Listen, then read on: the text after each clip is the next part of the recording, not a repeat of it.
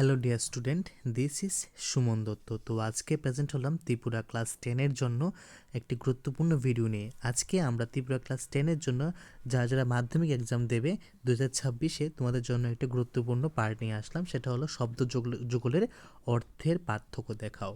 তো এটা কিন্তু খুব একটা গুরুত্বপূর্ণ পার্ট। এখান থেকে তোমাদের প্রত্যেক বছরই 4 নাম্বার চলে আসে। তো আমি এখানে যেগুলো নিয়ে আলোচনা করব সেগুলো কিন্তু খুবই ইম্পর্ট্যান্ট। মোটামুটি এখানে 24টা আছে। সেই 24টা কিন্তু তোমরা অবশ্যই ভালো করে প্রথম থেকে লাস্ট অবধি নিশ্চয়ই পড়বে, কারণ এখানে যে 24টা আলোচনা করব তোমরা এখানে বিশ্বাস রাখতে পারো যে এখান থেকে যে কোনো দুইটা আসবে, যে কোনো দুইটা আসবে মানে আসবে, ঠিক আছে। তো প্রথম যে আছে অর্ঘ্য, সর ঘর উপরে রেপ যদি থাকে তখন তোমরা বলবে দাম। আবার যদি সর ঘর উপরে রেপ দিয়ে জফলা থাকে তাহলে কি বুঝবে? এটা হবে পূজার উপকরণ। কি হবে? পূজার উপকরণ। তারপর আছে কি উপাদান। উপাদান মানে উপকরণ। রসু প আকার দো আকার দন্তান্ন, যদি দো আকার দন্তান্ন থাকে তাহলে হবে উপকরণ, আর ধো আকার দন্তান্ন থাকলে হবে বালিশ। বিজন, বিজন যদি হয় বরিগাচ্ছ ব রসিকার তাহলে হবে কি নির্জন, আর যদি ব দিকিকার হয় তাহলে কি হবে বাতাস দেওয়া। নীর, একটা নীর হলো জল, যদি অন্তঃস্থ থাকে তাহলে হবে জল, আর যদি ডরও থাকে তাহলে হবে কি পাখির বাসা। সত্য, দন্তস্ব নিচে যদি ব সংযুক্ত থাকে তাহলে হবে কি সত্য হলো মালিকানা, আর শুধু দন্তস্ব থাকলে কি হবে গুণ বিশেষ। সুর, তালিবাৎস দিগুকার হলে কি হবে সুর বীর, আর দন্তস্ব রসুকার মানে কি হবে কণ্ঠস্বর। তারপর যাচক, অন্তস্থ জ আকার চোক, চ হলে কি হবে প্রার্থী, আর বৃগাজ্য হলে কি হবে পুরোহিত। স্বজন মানে সখা, দন্তস্ব হলে সখা, আর দন্তস্ব নিচে ব সংযুক্ত হলে হবে নিজের লোক। অন্ন, শুধু দন্তন্য জফলা হলে কি হবে অপর, আর দন্তন্য সংযুক্ত থাকলে কি হবে ভাত, ঠিক আছে।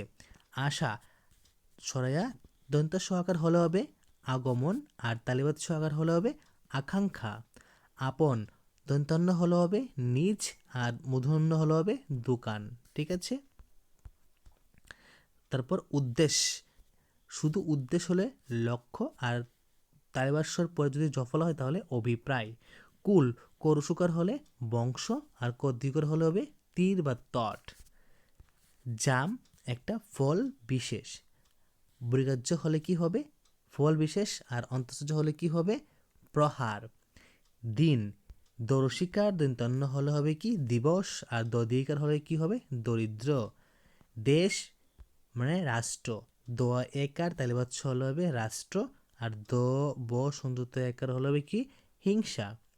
স্বর্গ, শুধু দন্তস্ব আর গরেব থাকলে কি হবে কাব্যের অধ্যায়, আর স ব সংযুক্ত থাকলে কি হবে দেবলোক। গিরিশ, গরশিকার অন্তস্থ রসিকার হলে হবে কি মহাদেব, আর অন্তস্থ দিকের হলে কি হিমালয়। তারপর শঙ্কর, শঙ্কর মানে শিব, তালিবাচ্ছ হলে শিব, আর দন্তাস্ব হলে মিশ্রণ। সব, তালিবাচ্ছ হলে হবে মৃতদেহ, আর সব দন্তাস্ব হলে হবে সমস্ত। দ্বীপ, দ ব সংযুক্ত রসিকার প তাহলে কি হবে হাতি, আর দ ব দিঘিকার প হলে জল বেষ্টিত ভূভাগ মানে যেখানে জল আছে। চির, চ দিঘিকার অন্তঃস্থ হবে নিত্য, আর চ রসিকার দুটো এখানে দিঘিকার লেখা হয়েছে, এখানে একটা হবে প্রথম একটা হবে চির, ঠিক আছে, এটা ভুল হয়েছে। চরসিকার অন্তঃস্থ চির মানে নিত্য, আর এটা হবে চির মানে ছিন্ন বস্ত্র।